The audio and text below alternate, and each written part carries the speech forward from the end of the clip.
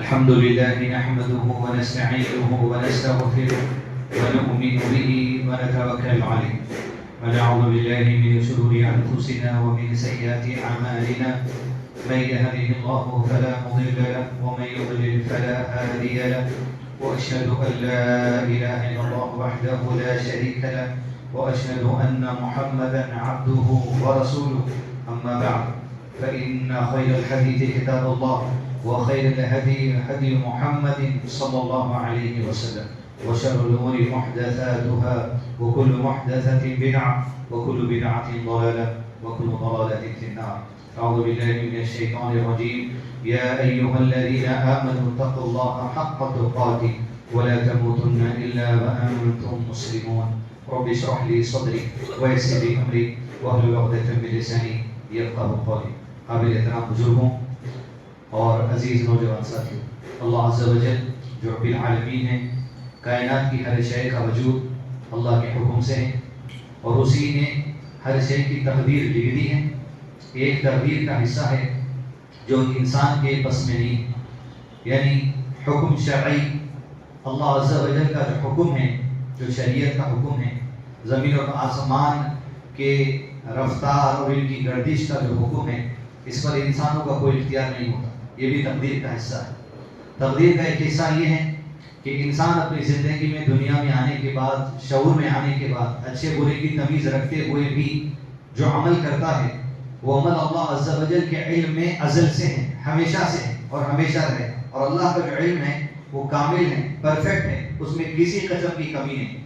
اس علم کی بنا پر اللہ تعالیٰ نے تقدیر یہ بھی لکھی کہ بندہ دنیا میں یہ کرے گا. اس کا مطلب یہ ہے کہ لکھا ہوا ہے بول کے یہ کیا جا رہا ہے، وہ بھی ایک حصہ ہے. دوسرا حصہ تقدیر کا یہ ہے، تم کرنے والے تھے یہ اللہ پہلے سے جانتا ہے، وہ لکھا گیا. تقدیر کا حصہ یہ بھی ہے. اسی لیے انسان اگر آج زندگی میں گناہ کر رہا ہے تو اس کے لیے یہ نہیں کہہ سکتا کہ میرے تقدیر میں لکھا ہوا تھا کہ گناہ کر رہا ہوں. تم کرنے والے تھے یہ اللہ کے علم میں ہمیشہ سے ہے، وہ اللہ نے لکھا ہے بندہ یہ کرے گا. تقدیر کا حصہ یہ بھی ہے. اسی تقدیر میں زمین اور آسمان کی تخلیق سے 50,000 سال پہلے اللہ تعالیٰ نے لوح محفوظ کی تخلیق کی. لوح تختیاں ہیں، محفوظ ایک محفوظ جگہ ہے، اس میں مقادیر ہیں، تقدیریں لکھی ہوئی ہیں ہر کسی کی. کائنات میں کیا ہوگا، سورج کا نکلنا، سورج کا ڈوبنا، بادل، بارش، ہوائیں، اولاد کس کو کیا ملے گی، لڑکیاں کتنے ملیں گے، لڑکے کس کو ملیں گے. تقدیر کا وہ بھی حصہ جس سے انسان کا اختیار نہیں، اور وہ بھی جو اللہ کے علم میں ساری تقدیر لکھی ہے. اسی مقادیر میں اللہ تعالیٰ نے قرآن مجید کو بھی مکمل لکھ دیا، جبکہ وہ نازل نہیں ہوا. ابھی زمین آسمان کی تخلیق بھی نہیں ہوئی تھی، لیکن قرآن مجید لکھا ہوا ہے اللہ کا کلام. تو جو کچھ ہے کہ زمین اور آسمان کی تخلیق سے پہلے نازل ہو. اور پھر اللہ تعالیٰ نے یہ قرآن مجید کو 2 طریقے سے نازل کیا، جس کا ذکر قرآن مجید میں کیا گیا. اعوذ باللہ من الشیطان الرجیم. شہر رمضان الذی انزل فیہ القرآن. رمضان جو آنے والے جمعہ میں انشاءاللہ داخلہ لے لیں گے ہم باذن اللہ تعالی. اللہ صحت ایمان کے ساتھ رمضان کا مکمل مہینہ بھی ہم سب کو عطا فرمائے، آمین. اللہم صلی وسلم علی نبینا محمد. شہر رمضان الذی انزل فیہ القرآن. وہ جو لوح محفوظ ہیں وہاں سے اللہ عز و جل نے جو اللہ کے قریب لیلۃ القدر ہے، رمضان کا مہینہ بھی ہے، لیلۃ القدر بھی ہے. پورا کا پورا قرآن اللہ تعالیٰ نے لوح محفوظ سے نیچے والے حصے میں بیت العزا پر نازل کیا. اس لیلۃ القدر پوری قرآن نازل ہو. اور وہ جو جگہ ہے جہاں دوسری لوح محفوظ کے نیچے جہاں نازل کی گئی، وہ جگہ ہے جہاں جبریل علیہ السلام اللہ تعالیٰ کی بات لینے کے لیے آتے ہیں، وہاں سے لے کر پیغمبروں تک پہنچاتے ہیں. پھر کہا شہر رمضان الذی انزل فیہ القرآن انا انزلناہ فی لیلۃ القدر. وہیں سے جبریل علیہ السلام جس موقع پہ جس آیت کو اللہ تعالیٰ نبی صلی اللہ علیہ وسلم پر نازل کرنا چاہتے، زمین اور آسمان بن گئے. 1 لاکھ سے زائد پیغمبر آ گئے، سب سے آخری پیغمبر آ گئے. 40 سال کی عمر ہوئی. اقرأ باسم ربک الذی خلق جو پہلی نازل ہوئی، وہ وہیں سے لے کر رسول اللہ صلی اللہ علیہ وسلم کے وہاں پہنچے. وہ بھی رمضان کا مہینہ تھا جو پہلی مئی کا نزول ہوا. اہل علم نے کہا رمضان کے مہینے ہی میں قرآن مجید کا نزول کا اختتام ہوا. شہر رمضان الذی انزل فیہ القرآن. اب اس مہینے کی برکتیں، فضیلتیں، عمر آپ کی جتنی بھی ہیں، شعور میں تھے تو برسوں سے سن رہے. برسوں سے کہنے والا کہہ رہا بھی، کہنے والے دوسرے بھی کہہ رہے ہیں. یہاں فضیلت رمضان کے مہینے کی مزید بھی آپ جانیں گے آنے والے دنوں میں، لیکن یہاں بتانا مقصد یہ ہے شہر رمضان الذی انزل فیہ القرآن، یہ جو قرآن ہے اس کے بارے میں اللہ کے نبی صلی اللہ علیہ وسلم نے لوگوں کو وارننگ دے دی. یہ رحمت ہے، یہ ہدایت ہے، یہ سب کچھ ہے. یہ وارننگ بھی ہے. یہ وارننگ کی شکل جو ہے وہ حدیث بڑی جامع، جہاں شیخ البانی رحمۃ اللہ نے اس حدیث کو صحیح کہا، اور شیخ عبدالرزاق البدر جو آج بھی مدینے میں درس دیتے ہیں، انہوں نے اپنے درس دیتے ہوئے اس حدیث کو کوٹ کیا. شہر رمضان الذی انزل فیہ القرآن، قرآن مجید کا یقیناً ہدایت ہے، ہدی للناس ہے، انسانوں کے لیے ہدایت ہے، بندوں کے لیے ہدایت ہے، راستہ بتاتی ہے، حلال حرام کی تمیز بتاتی ہے. قرآن مجید میں 5 طریقے سے آیتیں بیان کی گئی. نمبر 1 محکم، احکامات ہے اس میں. نماز پڑھنا حکم ہے، حج کرنا حکم ہے، ماں باپ کے ساتھ سلوک کرو حکم ہے، کیا کھانا حکم ہے، محکم. دوسری قسم کی آیتیں اس میں ہیں حلال، کیا چیز حلال ہے، کس سے نکاح کرنا حلال ہے، کیا کھانا حلال ہے، کون سے رشتے حلال ہیں. تیسری قسم کی آیتیں ہیں ایسی آیتیں جس میں حرام چیزوں کا ذکر ہے. سور کا گوشت حرام ہے، اللہ کے سوا کسی اور کے نام کا کاٹا ہوا جانور حرام ہے، بہتا خون پینا حرام ہے، جمع ہوا خون کلیجی وہ حلال ہے، بہتا خون حرام ہے. ایسی حرام چیزیں کیا ہے وہ بتا دیا گیا. کس سے نکاح کرنا حرام ہے بتا دیا گیا. محکم احکامات، حلال حرام. تیسرا امثال، ایسی آیتیں جس میں اللہ تعالیٰ نے مثالیں بیان کی. فرعون کو کیسا غرق کیا وہ مثال ہے، نوح علیہ السلام کی قوم کی مثال ہے، دوسرے انبیاء کی قوموں کی مثالیں ہیں، لوط علیہ السلام کی قوم کی مثالیں، عذاب کیسا مثالیں ہیں. 4 آیتیں. 5ویں سب سے اہم ہے. رمضان آنے سے پہلے آپ یہ سمجھ جائیے بس آپ انشاءاللہ اللہ کی طرف سے گمراہی سے بچے رہیں گے. 5ویں قسم کی آیتیں ہیں متشابہات. متشابہات میں 2 قسم ہیں. عام طور پر جو حفاظ رہتے ہیں ان کے قریب متشابہات ایسی آیت کو کہا جاتا جو سملر آیتیں ہیں، پڑھتے پڑھتے کبھی دوسری آیت میں جمپ ہو جاتے ہیں آپ کے ساتھ، وہ متشابہات کی وجہ سے ہوتا، کبھی کنفیوز ہونے کی وجہ سے. لیکن متشابہات کے ایک معنی یہ ہے جو اس حدیث میں آپ صلی اللہ علیہ وسلم متشابہات آیتیں تمام باتیں جو امور غیب کی ہیں اللہ تعالیٰ سے متعلق. آپ نہیں دیکھ اللہ تعالیٰ کو لیکن آیتیں. اللہ تعالیٰ عرش پر مستوی ہے، آپ عرش کو نہیں دیکھیں لیکن آیت ہے. اللہ مستوی ہے، کس پوزیشن میں ہے اپنی عرش پر، غیب کی بات ہے لیکن آیت ہیں. فرشتے پر ہیں، آیتیں ہیں. فرشتے بڑے خط کے ہوتے ہیں، آیتیں ہیں. فرشتے نافرمان میں ہوتے، آیتیں ہیں. قبر کا عذاب، معراج کا سفر، نظر پر فرعون کو قبر کا عذاب ہونا، عیسیٰ علیہ السلام کو زندہ اٹھا لینا، تمام باتیں جو غیب کی ہیں لیکن آیتوں میں، وہ آیتوں کو متشابہات کہا جاتا ہے. اب آپ صلی اللہ علیہ وسلم نے حدیث میں بات بتا کے کہا پہلے جب احکامات والی آیتیں تمہارے سامنے آئے تو عمل کرو. 5 وقت کی نمازیں عمل کرو، ماں باپ کے ساتھ سلوک ہے عمل کرو. پھر دوسرا کہا جو آیتوں میں حلال باتوں کا ذکر ہے ان کو حلال جانا، جن آیتوں میں حرام چیزوں کا ذکر ہے ان کو حرام جانا. 5 چیزیں امثال جو مثالیں بیان کی گئی ہیں ان سے عبرت پکڑو کہیں تمہارا بھی انجام ویسا نہ ہو جائے دوسری قوموں کا ہوا. 5ویں آیت کا ذکر ہے کہ آپ صلی اللہ علیہ وسلم فرمائیں جب متشابہات آئے تمہارے سامنے آئے تو سیدھے ایمان لے کر آنا، عقل وہاں نہیں رہا تمہاری. متشابہات پہ عقل اگر لڑایا یہ کیسا ہوتا ہوگا. اللہ تعالیٰ عرش پہ ہیں، کئی ہیں لوگ جو عقل لڑانے والے لوگوں کو گمراہ کرتے ہیں. اس وجہ سے باتیں بیان کرو. رمضان میں مجمع جمع ہوتے مسجدوں میں، نئے نئے مفتیاں آتے، اعتکافوں کے پردوں میں بیٹھ کے لوگوں کو گمراہی کرنے کے کام چالو کیا جاتا. آپ کو سمجھ میں نہیں آتا حالیہ گزشتہ رمضان میں کیسے کیسے لوگ پکڑے گئے. ان کا کام یہ ہے متشابہات آیت پہ عقل لڑا کے لوگوں کو گمراہ کرنا. ہمارا میرا اور آپ کا کام یہ ہے کہ متشابہات آیت قرآن میں آ گئی، حدیث میں بات اس بات کا ذکر آ گیا، غیب کی باتوں کا جتنا بتائیں اتنا ہی ایمان لے کے آنا. عقل لڑائے تو پھر دین سے غائب ہو جاتے.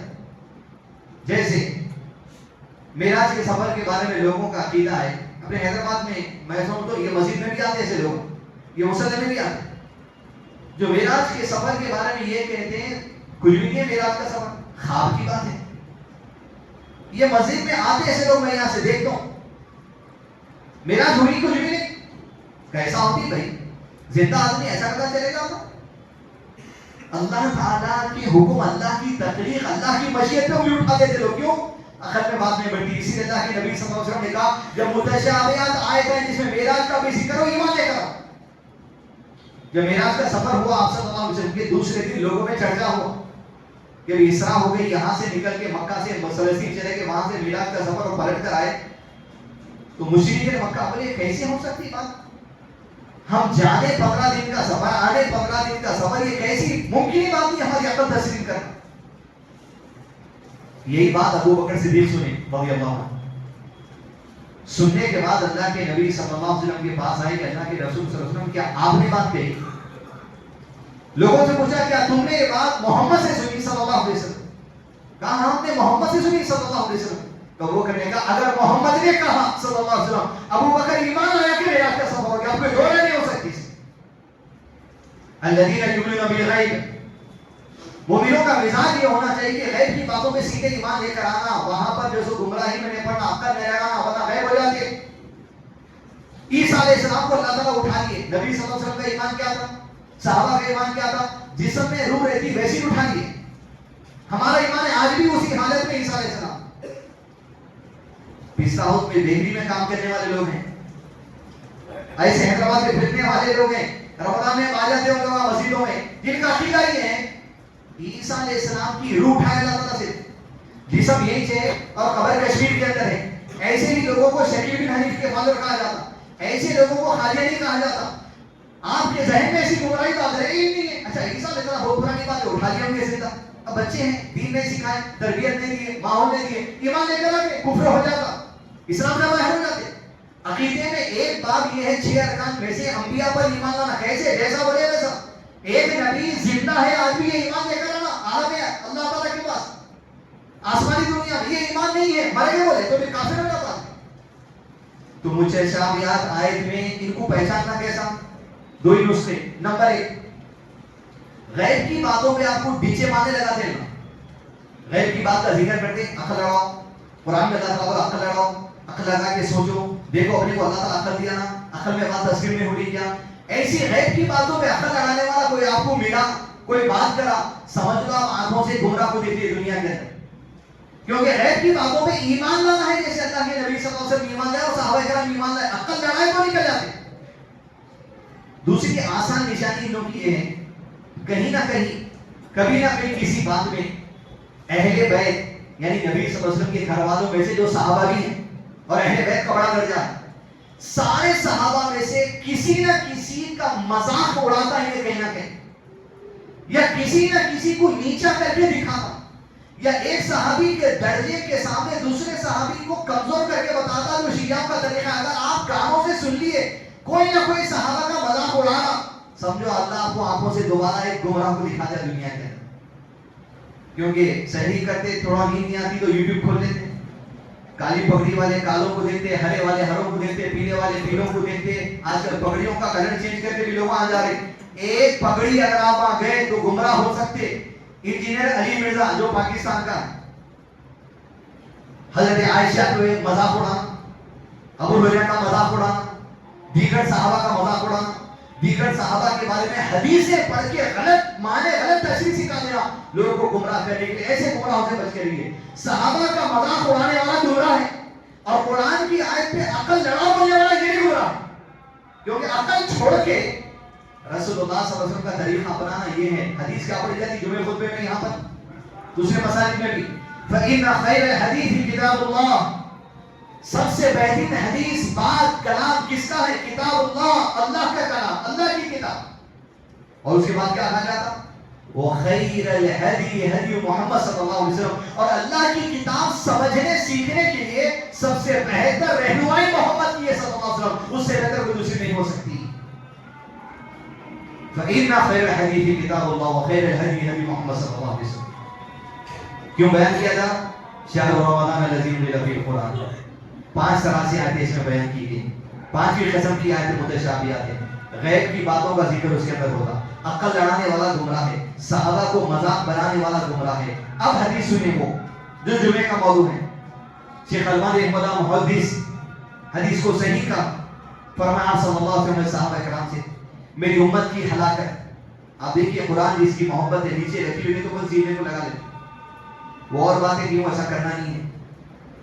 آپ صلی اللہ علیہ وسلم نے فرمایا میری امت کی ہلاکت تباہی کا سبب قرآن بنے گی اور دودھ بنے گا. اللہ اکبر. شہر رمضان الذی انزل فیہ القرآن، یہ قرآن رمضان کے مہینے میں نازل کیا گیا. بابرکت اللہ نے قسم کھائی والقرآن الحکیم والقرآن المجید، اس قرآن کی قسم اللہ نے کھائی. اللہ کے نبی صلی اللہ علیہ وسلم فرمایا میری امت کے بعد لوگوں کے لیے قرآن ہلاکت کا سبب بنے گا اور دودھ یہ ہلاکت کا سبب بنے گا. اب دودھ کی شرح بھی الگ ہی ہے. دودھ چائے کی چیز آتی ہے. صحابہ کرام جب حدیث کا حصہ سنے تو کہا اللہ کے نبی صلی اللہ علیہ وسلم کیسے؟ قرآن تو رہنمائی ہے، یہ قرآن کیسے ہلاکت اور تباہی کا سبب بنے گا؟ آسان اصول. فَإِنَّ خَيْرَ الْحَدِيثِ كِتَابُ اللَّهِ وَخَيْرَ الْهَدْيِ هَدْيُ محمد صلی اللہ علیہ وسلم. فرمایا صلی اللہ علیہ وسلم نے اس وجہ سے قرآن ہلاکت کا سبب بنے گا میری امت کے بعد لوگوں کے لیے. قرآن کو نازل کرنے کے بعد اللہ تعالیٰ نے جو میرے طریقے پر سیکھنے کا پیغام بھیجا، اس طریقے کو چھوڑ کر لوگ کوئی اور طریقے سے قرآن سیکھنے جائیں گے، گمراہ ہو جائیں گے، تباہ ہو جائیں گے. شہر رمضان الذی انزل فیہ القرآن، قرآن کے نازل ہونے کا مہینہ ہے رمضان. گمراہ بھی ہو سکتے آپ قرآن کو لے کے اگر اس کو ویسا نہیں سمجھیں گے جیسے اللہ کے نبی صلی اللہ علیہ وسلم سمجھائے. مثال سورہ یونس کی آیت ہے قل بفضل اللہ وبرحمتہ فبذلک فلیفرحوا هو خیر مما یجمعون. کہہ دیجیے اللہ کے نبی صلی اللہ علیہ وسلم اللہ کی طرف سے جو نازل کیا گیا وبرحمتہ، جو فضل نازل ہوا، جو رحمت نازل ہوئی. اس سے پہلے کی آیت قرآن کے بارے میں، یہ آیت ہے قرآن کے بارے میں، اس کے بعد کی آیت بھی قرآن کے بارے میں ہے. کہا قل بفضل اللہ وبرحمتہ، جو فضل جو رحمت اللہ کا نازل ہوا، فبذلک فلیفرحوا هو خیر مما یجمعون، خوش ہونا چاہیے اتنی بڑی نعمت تم کو مل کے رحمت اور فضل، یہ ان تمام چیزوں سے بہتر ہے جسے تم دنیا میں جمع کر رہے ہو. یہ آیت قرآن کے بارے میں ہے. لوگوں کو اللہ کی طرف سے پیغام دیا جائے گا جس سے زندگی کا غم پریشانی دور ہو جائے گی، اطمینان سے زندگی گزار عمل کرتے ہیں. یہ آیت پڑھ کے آپ میلاد النبی کے کوئی جلسے میں روڈ پہ چلتے نا سننا کبھی ٹھہر نہیں.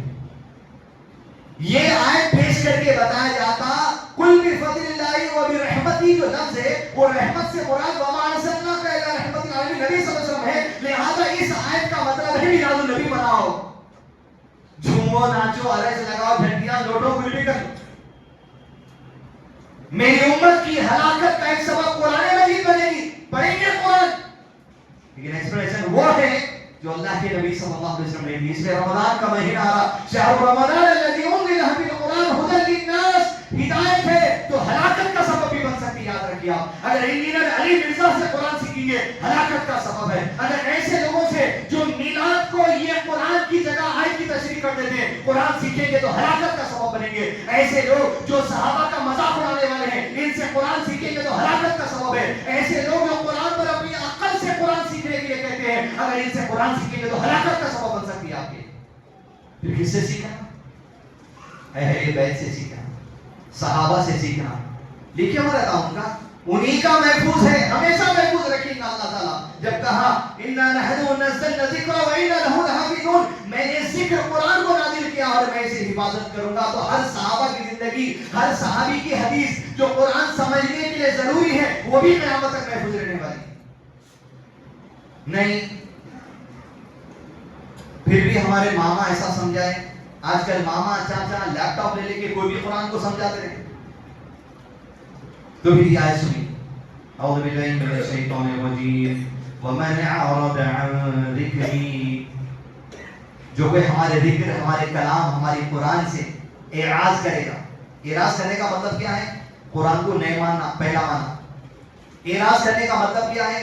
قرآن کا جو معنی اللہ کے قریب ہے اس کو نہیں ماننا، اعراض کرنا. جیسے کچھ لوگ ایسے ہیں، آپ تعجب کریں کہ ان کے پاس ہے حیدرآباد میں اقیم الصلاۃ، صلاۃ قائم کرو ان کے آئے تھے تو لفظ صلاۃ کا مطلب دعا ہوتا. تو ایسے لوگ ہیں جو نماز میں پڑھتے ہیں، نماز صلاۃ مطلب دعا، دعا کر لو 5 ٹائم. آپ تعجب کریں گے 3 ٹائم کی نماز پڑھنے والے ہیں حیدرآباد میں لوگ، 3 ٹائم کی نماز. ایک آدمی ہے جو غفلت میں دکان کی وجہ سے چھوٹا بولے ہیں، لیکن کچھ لوگ ایسے ہیں جو مانتے ہیں کہ 3 سے 5 ہے نماز. کیوں؟ قرآن میں 3 جگہ ذکر ہے بولتے اقیم الصلاۃ. اب ایسے لوگ آتے رمضان میں، آپ کو نالج نہیں ہو، یوٹیوب بتا دیتا ہوں، فیس بک بتا دیتا، ان کو فالو کرو، ہمارے گروپ میں جوائن ہو جاؤ، اسکینر کر لو، فلاں کر لو. گمراہ ہونے کی تیاری کر لو. شہر رمضان الذی انزل فیہ القرآن ھدی للناس بھی ہے, ہلاکت کا سبب بھی بن سکتی ہے اگر ٹیڑے راستے پہ جائیں گے. تو اللہ نے کہا ومن اعرض عن ذکری, اگر اس ذکر سے اعراض کرو گے, رسول اللہ صلی اللہ علیہ وسلم کے طریقے کو چھوڑ کے اور طریقے سے قرآن سیکھنے جاؤ گے تو کیا انجام ہوگا؟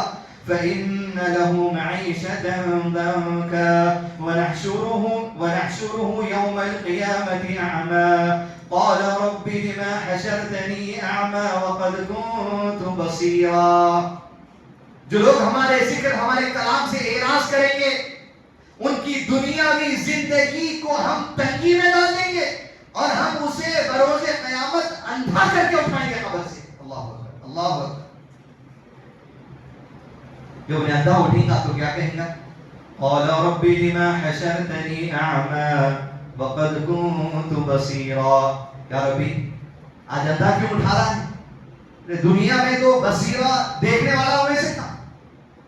اللہ کہے گا قال كذلك أتتك آياتنا فنسيتها وكذلك اليوم تنسى. ٹھیک اسی طرح میرے بندے جب تیرے سامنے میری آیت پڑھ کے حق کا راستہ سمجھایا جاتا تھا رسول کے طریقے پر صلی اللہ علیہ وسلم, تو انکار کرتا تھا. جس طرح میری آیت کی انڈرسٹینڈنگ کا انکار کر دیا, آج قیامت کے دن ہم تجھے بلا دیتے. معیشت ضنکا, تنگی کی زندگی, پریشان کن زندگی, نکل نہیں سکتا آدمی. اعراض, رب کی آیت کا اعراض کرنا, انکار کرنا, نظر انداز کرنا, گمراہی کی طرف جانا, غلط طریقے سے قرآن کو سمجھنا, اپنی مجبوری کا نام دے کے کچھ بھی سمجھا لو قرآن کو, غلط ہو. میں اعراض عن ذکری میں بات ہے. حدیث دوستو, قرآن مجید یہ ہدایت, یہ مہینہ آ رہا, اس کا مطلب یہ نہیں کہ اینیورسری آ رہی کچھ قرآن کی, یہ نہیں ہے. اس وقت جہاں میں کھڑا ہوں آپ بیٹھے ہیں, یہیں سے وہ قرآن کی محبت اور وہ منہج وہ طریقہ ہمارے اندر آ جانا. انتظار میں نہیں رہنا رمضان کی, یہیں سے جو لمحہ ہے وہی پکڑنا ہے. اس لیے کہ لمحہ رمضان کا رہتا وہ کی گارنٹی نہیں.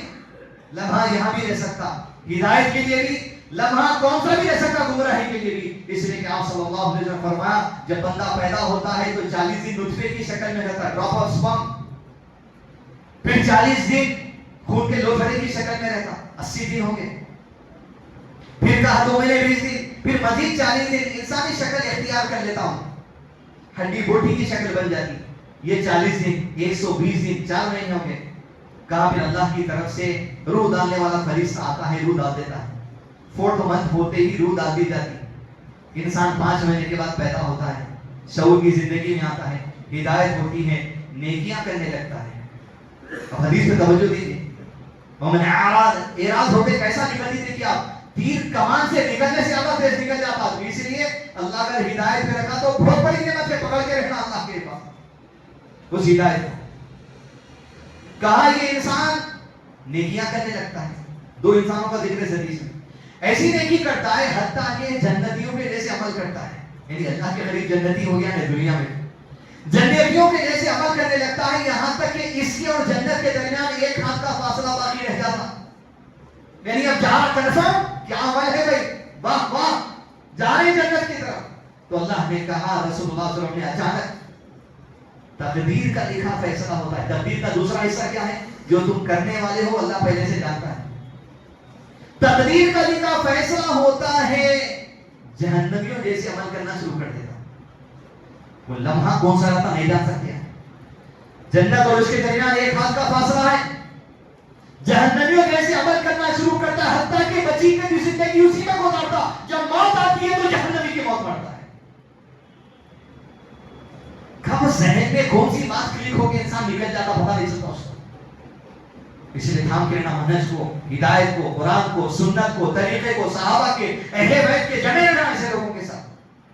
اور پھر فرمایا دنیا میں لوگ ایسے بھی ہوتے ہیں شعور پانے کے بعد جہنمیوں جیسے عمل کرتے ہیں. اس لیے کسی پر فیصلہ بھی نہ دینا.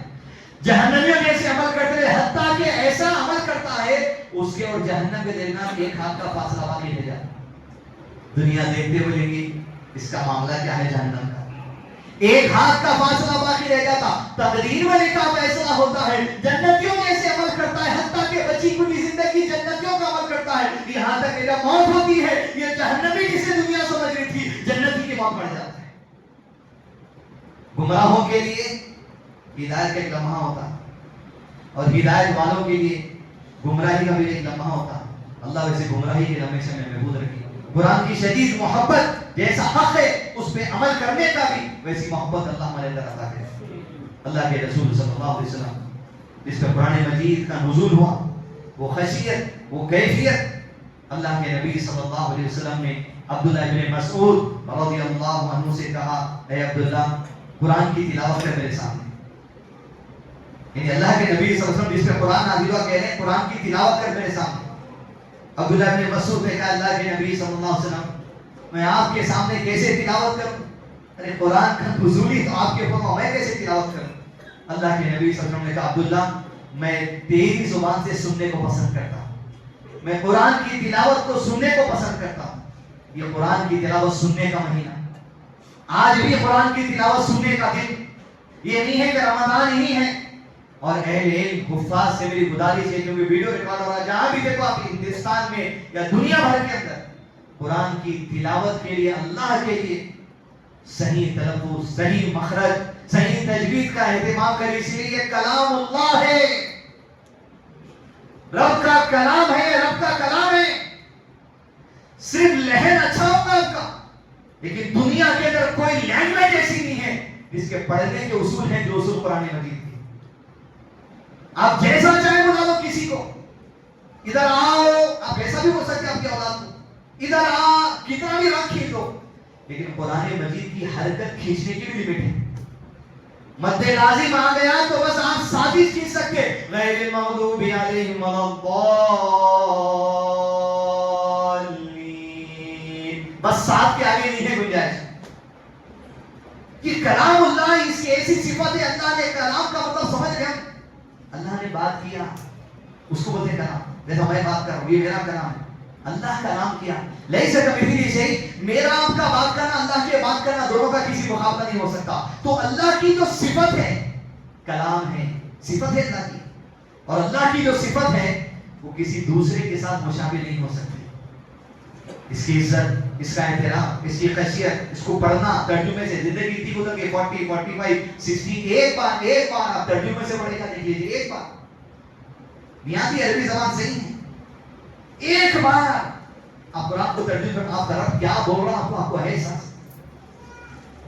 10 ہونا آگے کاروبار کو 10 بار میں کرتا ہوں، آپ کرتے، بات ہوتی، سب کچھ ہوتا، لیکن رب کیا بولنا چاہ رہا ہے سمجھنا چاہ رہے ہیں. آپ سے سورہ فاتحہ 5 وقت کی نماز کے پابند آپ ہیں تو پورے 17 رکعتوں میں 17 مرتبہ جو سو پڑھی جاتی جو سو سورہ فاتحہ. سورہ فاتحہ کا ترجمہ نماز میں سبحان ربی الاعلی ہم پڑھ رہے ہیں، اعلی، سبح اسم ربک الاعلی نہیں سمجھ رہے ہیں. اس لیے دعائیں قبول نہیں ہونے کی ایک وجہ یہ بھی ہے کہ اللہ کے نبی صلی اللہ علیہ وسلم نے فرمایا اللہ تعالیٰ اس بندے کی دعا کو قبول نہیں کرتا جس کا دل اللہ کی یاد سے غافل ہے. یعنی پڑھ رہا مگر معلوم نہیں کیا پڑھ رہا، توجہ نہیں ہے. دعا ہو رہی، یا اللہ مجھے عطا کر دے، مجھے عطا کر دے، ذہن اسی نے کہا ہے، دعائیں قبول نہیں ہونے کی سبب ایک یہ بھی ہے، خشیت، تقوی. ہر ایک کو آ سکتا، اللہ کی عطا، اللہ کی عطا میں رحمت میں کسی کو کمی نہیں. وہ خشیت لانے کی کوشش کریں جیسے اللہ کے بندے ابو بکر صدیق رضی اللہ عنہ تھے. اللہ کے نبی صلی اللہ علیہ وسلم کے زندگی کے آخری ایام اور آخری 14 دن جو زندگی کا آپ کا تھا، مغرب کی نماز تک اللہ کے نبی صلی اللہ علیہ وسلم پڑھائے. مغرب کے بعد جب گھر آ گئے، عشاء کی اذان دے دی گئی، آپ اٹھ کے جانا چاہتے تھے لیکن غشی آتی، بے ہوش ہو کے گر جاتے تھے. پھر آپ کو پانی ڈالتے، آپ اٹھتے، پوچھتے کیا لوگوں نے نماز پڑھی؟ کہا نہیں، آپ کے انتظار میں. پھر دوبارہ اٹھنے گئے آپ، پھر غشی آتی گر گئے، بے ہوش ہو. پھر پانی ڈالا گیا، پھر پوچھے کیا لوگوں نے نماز پڑھی؟ کہا نہیں، اللہ کے نبی صلی اللہ علیہ وسلم آپ کے انتظار میں. یہ زندگی کی آخری 17ویں نماز ہے. یہاں سے آپ صلی اللہ علیہ وسلم کے 17 نماز باقی ہے. آپ صلی اللہ علیہ وسلم کی کیفیت کا اندازہ لگائیں. انگلی سے اشارہ کیا، ابو بکر تم نماز کی جاری پڑھو. پوری نمازیں اللہ کے نبی صلی اللہ علیہ وسلم، یہی آخری نمازیں جو حدیث میں ملتی ہیں، آپ صلی اللہ علیہ وسلم بیٹھ کے پڑھے، سو اس کے علاوہ کوئی بیٹھ کے نہیں پڑھے. ابو بکر کے بائیں جانے باتیں، اور جب کبھی گھر سے نکل کے آتے، جماعت کھڑی ہوتی، ابو بکر دیکھتے کہ اللہ کے نبی صلی اللہ علیہ وسلم آ رہے، امام پیچھے ہٹ جاتا, امام الانبیاء ہے بولے, لیکن اللہ کے نبی سے تم پڑھاؤ. 70 نمازیں پورے پڑھا ابو بکر صدیق, پورے آپ کی امام نہیں آتا. جب یہ حکم دیا گیا کہ ابو بکر آپ نماز پڑھانا آج کے بعد, تو اللہ کے نبی صلی اللہ علیہ وسلم کی جو بیوی ہے سب سے جیدی عائشہ ہے, بنت ابی بکر, یہ ابی بکر کی بیٹی, اس نے اللہ کے نبی صلی اللہ علیہ وسلم سے کہا, اللہ کے رسول صلی اللہ علیہ وسلم یہ نماز پڑھانے کی ذمہ داری جو آپ میرے ابا کو دی, یہ کسی اور کو دے دیجیے, اس آدمی کو نہیں دینا. کیا وجہ ہے؟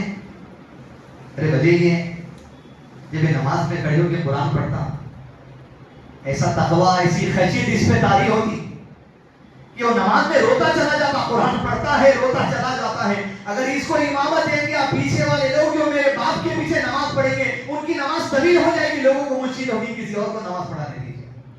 آپ صلی اللہ علیہ وسلم نے کہا, یوسف والیوں ہو تم سب ہٹو, جو میرا فیصلہ وہی ابو بکر ہی نماز پڑھا.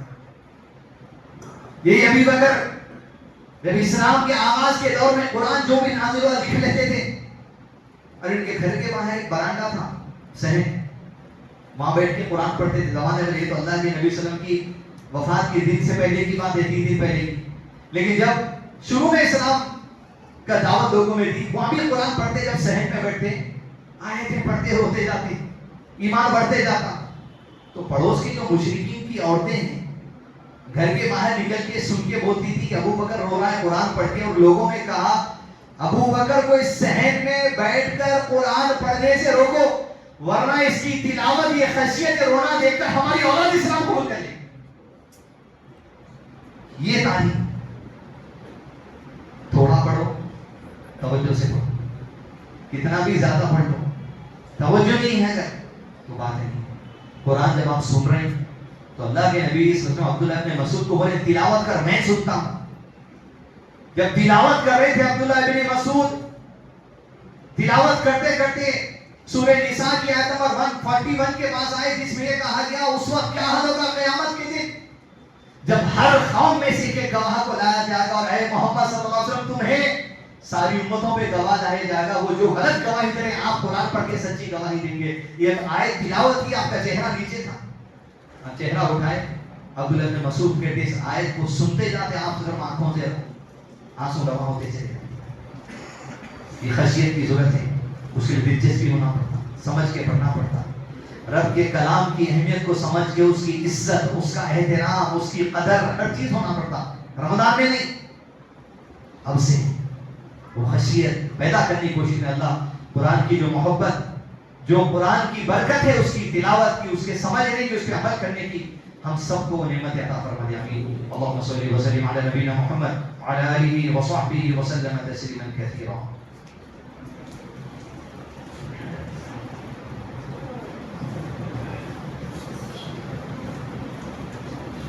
إن الحمد لله حمدا طيبا كثيرا مباركا فيه, الحمد لله عدد ما خلق, والحمد لله ملء ما خلق, والحمد لله عدد كل شيء, والحمد لله عدد ما في السماوات وما في الأرض. إن الله وملائكته يصلون على النبي يا أيها الذين آمنوا صلوا عليه وسلموا تسليما. اللهم صل وسلم على نبينا محمد وعلى آله وصحبه وسلم تسليما كثيرا. إن الله يأمر بالعدل والإحسان وإيتاء ذي القربى وينهى عن الفحشاء والمنكر والبغي يعظكم لعلكم تذكرون, ولذكر الله أكبر.